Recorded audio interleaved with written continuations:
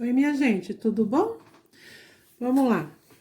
Vamos abrir a apostila de História na página 237 e iniciar o capítulo 3, que fala do direito ao trabalho. O trabalho é fundamental para que todos possamos suprir as nossas necessidades diárias. Nesse capítulo, você vai estudar a questão do direito ao trabalho e como isso impacta diretamente a sua vida. Então, todo mundo precisa de trabalho. Lógico, as crianças não, né? Mas todo adulto precisa do trabalho, né? Então, aí tem algumas imagens de todos representando trabalho. Então, gente, no Conversa Bem, tá falando que o trabalho é qualquer atividade que preste serviço, transforme ou crie algo. Ele possibilita sustento e vida digna às pessoas. O trabalho também cria relações de solidariedade e é útil para a sociedade. Observe o seu entorno, né? Em torno de você, com as pessoas com quem você conviva e responda. Quais elementos são frutos do trabalho humano e quais não são? Isso é só para vocês pensarem, tá bom? Onde você mora? Quais coisas na sua casa, na sua vida, são frutos do trabalho de alguém? Não precisa escrever nada ali, a gente só vai falar do assunto na aula, tá bom? Vamos lá, na página 238,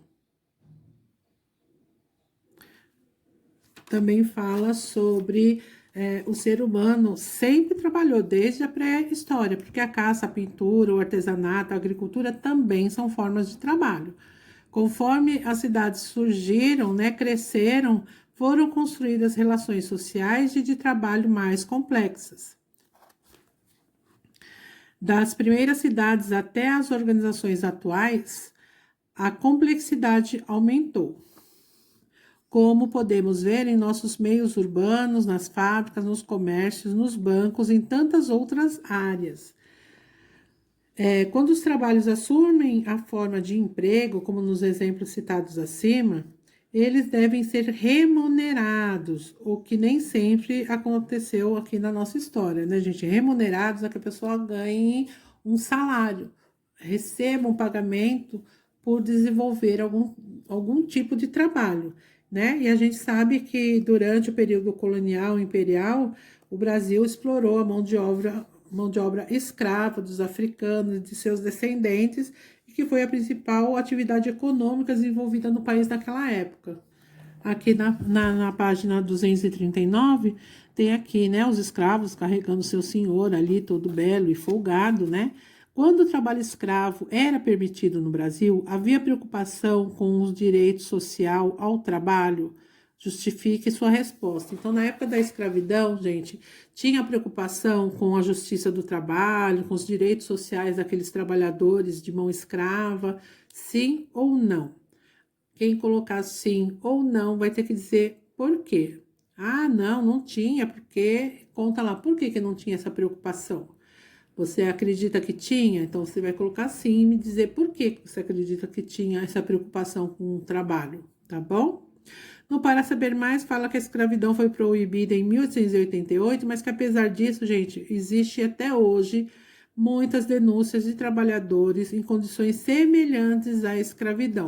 Eu quero que vocês leiam esse texto e observem que ele é de 2020, janeiro de 2020. Então, infelizmente, até a atualidade é encontrado em alguns locais no Brasil mão escrava, trabalho infantil, que também é proibido. Aqui na página 240 fala do trabalho infantil. Na época da escravidão, no início da República, no Brasil, foram construídas muitas fábricas. Nelas contratavam-se homens, mulheres e criança. Até o começo de 1900, era muito comum crianças trabalharem em fábricas de engenho e oficinas, porque o salário delas era menor do que o adulto. Então, para o dono da fábrica, era muito mais lucro contratar crianças, que ele pagaria qualquer coisa ali para aquelas crianças, entendeu? O trabalho infantil é proibido no Brasil atual, mas nem sempre foi assim.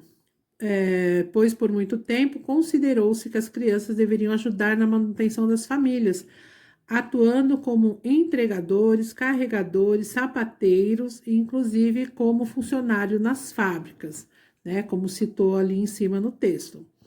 Aí na parte de baixo da imagem, gente, tem aí, eu quero que vocês deem uma olhada, que fala sobre a primeira lei que regulamentou o trabalho infantil, quando foi proibido, tá? Deem uma lida com bastante atenção e façam o mão na massa. O mão na massa tem um trecho de um texto que é parte de uma carta de um representante de uma companhia de tecidos paulista, o dono de uma fábrica. O que é que ele alegava para contratar criança? Por toda parte do mundo é permitido crianças trabalharem nos bancos de fiação, fábrica que faz tecido, tá, gente? Sendo para este trabalho necessário o serviço de pessoas com mãos pequenas. Ele estava ali querendo uma desculpa, né, para contratar criança, dizendo que não, essas máquinas aqui a pessoa tem que ter a mão pequenininha, né? Então, vocês vão responder, de acordo com essa carta, por que era adequado que crianças trabalhassem na fábrica de tecido? O que ele falava? Por que tinha que ser criança? Atualmente, os donos de fábrica podem contratar crianças, sim ou não? E diga por quê. Justifique sua resposta para mim. E vocês vão fazer a fichinha da página 129 e 130. Tá bom? Qualquer dúvida, a gente se vê na aula. Beijinhos. Tchau.